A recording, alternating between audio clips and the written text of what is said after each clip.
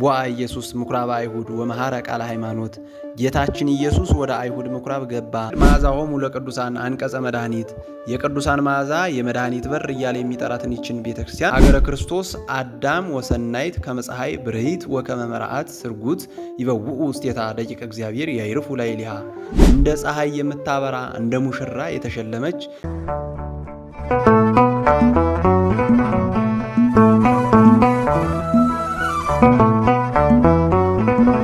በስመ አብ ወወልድ ወመንፈስ ቅዱስ አሐዱ አምላክ አሜን። ኦርቶዶክሳውያን እንደምንሰነበታችሁ፣ እንኳን ለታላቁ የአብይ ጾም በሰላም አደረሳችሁ።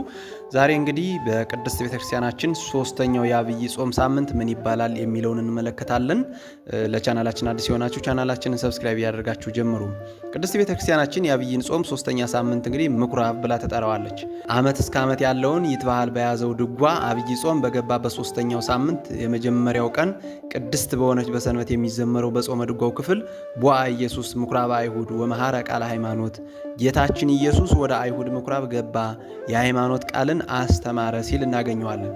የዮሐንስ ወንጌል ምዕራፍ 2 ቁጥር 16 ላይም እንደምናገኘው መሐረ ቃለ ሃይማኖት እንዘ ይብል፣ እንዲህ እያለ የሃይማኖትን ቃል አስተማራቸው።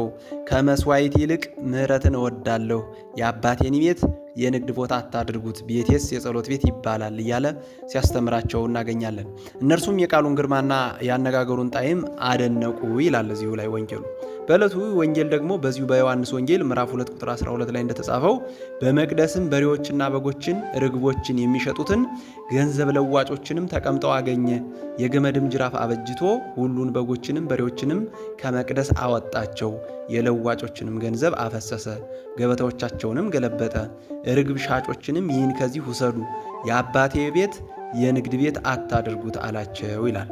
እንግዲህ ክርስቲያኖች ዛሬም ቤተክርስቲያንን የብሔር፣ የቋንቋ፣ የዘር፣ የስልጣን መነገጃ ለማድረግ የሚጥሩ አሉና እንደ ቅዱስ ዳዊት የቤትህ ቅናት በልታኛለችና የሚሰድቡህም ስድብ በላይ ወድቋልና ነፍሴን በጾም አስመረርኳት ማለት ይገባናል። ስለ ቤተክርስቲያንን ልንጾም ይገባናል። ስለ ቤተክርስቲያንም ልንቀና ይገባናል ማለት ነው። በስሙ ክርስቲያን ተብለን የተጠራን ሁላችን መንፈሳዊ ቅናት ሊኖረን ይገባል። ቅዱስ ያሬድ መዓዛሆሙ ለቅዱሳን አንቀጸ መድኃኒት።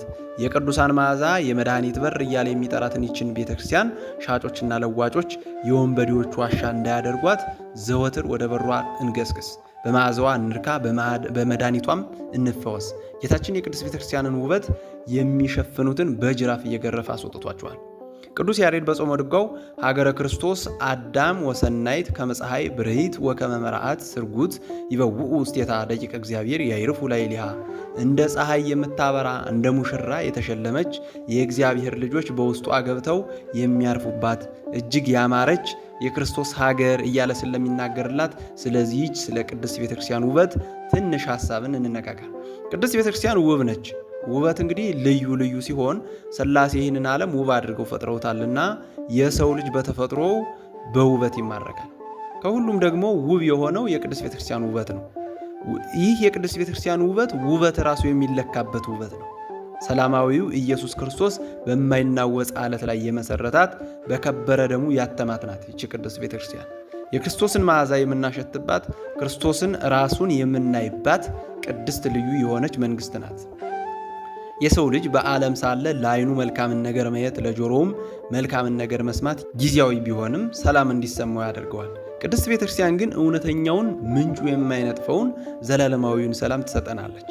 በዓለም ምናምንቴ ምክንያት ያጣነውን ሰላም ዕለት ዕለት ትለግሰናለች፣ ትሰጠናለች። የእውነተኛ ረፍታችንም ምንጭ ናት። ዓለምን የሚማርክ ኃያል የሆነ ውበትም አላት ቅድስት ቤተክርስቲያን።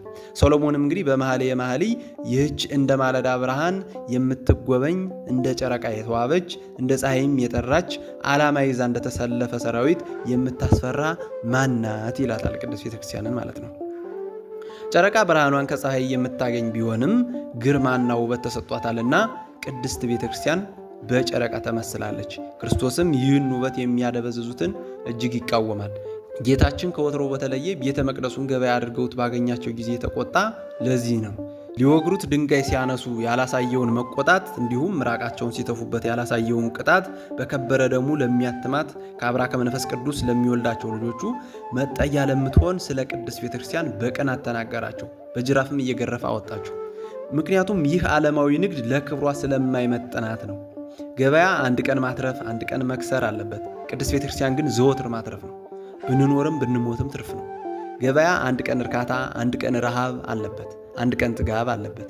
ቅድስት ቤተክርስቲያን ግን ለዘላለም የማያስርብ ለዘላለም የማያስጠማ መብል መጠጥ ያለባት ናት።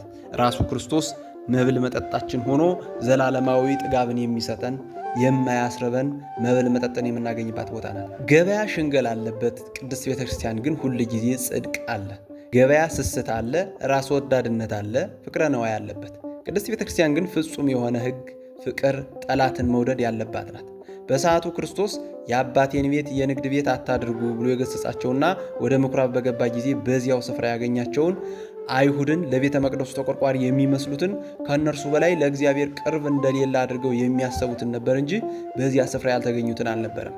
ልክ ለእግዚአብሔር እና ለቤተ መቅደሱ እንቀርባለን የሚሉት ቤተ መቅደሱን መሸጫ መለወጫ እንዳደረጉት ሁሉ ዛሬም እንዲሁ እኛ አገልጋይ እየተባልንና ለቤተ መቅደሱ የቀረብንን የምንሎች ሰዎች ቤቱን የንግድ ቦታ አድርገነው እንገኛለን። ስለዚህ ዛሬም ክርስቶስ ይህንን የቅድስት ቤተክርስቲያንን ውበት በገበያ የሚሸፍኑትን በጅራፍ እየገረፈ ያስወጣቸዋል። ያ በዕለቱ የነበረው መልእክትም እንግዲህ ለአሁን ዘመኖቹ ለእኛ ሁሉ እንደሆነ ልናስተውልና ልብ ልንል ይገባናል ማለት ነው። እንዲሁም ክርስቶስ በክርስቲያኖች አካል በደሙ በገዛው ቤተ መቅደስም ይቀናል። ባሪያውና በአምሳሉ በፈጠረው ክቡር በሆነው በሰው ልጅ ያለ ዋጋ እንደተገኘ ዕቃ በዓለም ገበያ በረከሰ ዋጋ ሲቸረቸርና ሲሸጥ ክርስቶስ እጅግ ይቀናል ማለት ነው። ነገራችንን ለመጠቅለል ያክል ይህ የዐቢይ ጾም 3ኛ ሳምንት ምኩራብ የሚባል ሲሆን የሚጾምበት ሰዓትም ልክ እንደ ሌሎቹ የ40 ጾም ሳምንታት እስከ 11 ሰዓት ነው ማለት ነው። ያስተማረን የመከረን የአባቶቻችን አምላክ ስሙ የተመሰገነ ይሁን። በቀጣይ ቪዲዮ እስከምንገናኝ ቸር ሰንብቱ።